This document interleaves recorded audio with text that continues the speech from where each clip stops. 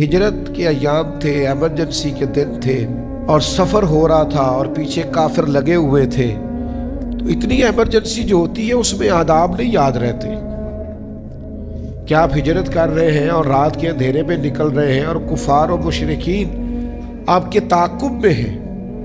لیکن حضرت صدیق اکبر رضی اللہ تعالیٰ عنہ کے ادب کا معیار اور سٹیٹس دیکھیے کہ ایمرجنسی جتنی بھی ہے اور بظاہر تعاقب کرنے والے جتنے بھی خطرناک، فرماتے میں نبی پاک علیہ السلام کے لیے دودھ تلاش کرنے گیا ہجرت کے سفر میں، اور میں حضور کے لیے دودھ ڈھونڈ کے لایا، اور جب میں لایا تو محبوب سو چکے۔ فرماتے میرے ادب نے اجازت نہیں دی کہ میں اپنے نبی کو جگاؤں، یہ مجھے اجازت نہیں ملی۔ لے سانس بھی آہستہ کہ یہ دربار نبی ہے۔ فرماتے وہ دودھ کا پیالہ لیے میں کھڑا رہا، جب وہ جاگے تو پھر میں نے دونوں ہاتھوں میں رکھ کے وہ پیش کیا۔ ایمرجنسی جتنی بھی ہے، حالات جتنے بھی کٹھن ہیں، ہمیں آداب کو بھولنا نہیں ہے۔ تعداد جتنی مرضی بھی وہاں پہنچ جائے، رش جتنا مرضی بھی ہو، تھکاوٹ جتنی مرضی بھی ہو، حرمین کی حاضری کے وقت بظاہر قانون کے تعلق سے ہمیں چند پابندیوں سے بھی جتنا مرضی سختی سے گزرنا پڑے، لیکن آداب کو بھولنا نہیں ہے۔ کسی مقام پر بھی ادب کے معیار سے 1 انچ بھی پیچھے ہٹنا، یہ ادب بڑا ضروری ہے۔ یہ بڑا آپ جتنے والد صاحب جتنا مرضی بھی سخت بولے، اللہ کہتا ہے اف نہیں کرنی۔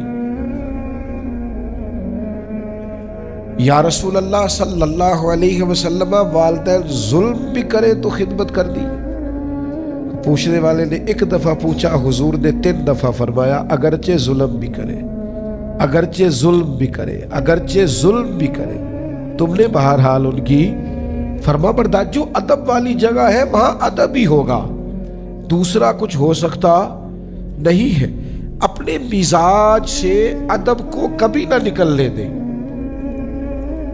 اور جب بے ادبوں سے بھی ملے نا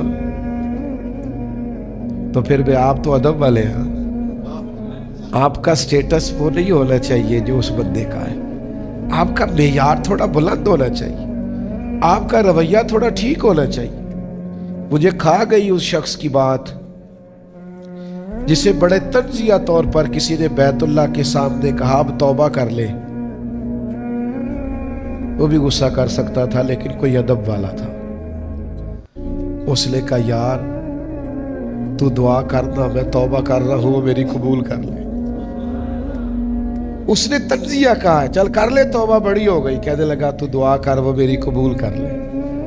تو محسوس ہوتا ہے کسی نے تربیت دی ہے، کسی نے سمجھایا ہے، کہیں سے سیکھا ہے، کسی کی نظر سے اس نے فیض پایا، کسی کے چاہنے والا ہے، کسی سے پیار کرنے والا ہے، کسی کی نگاہ سے اس نے کچھ حاصل کیا۔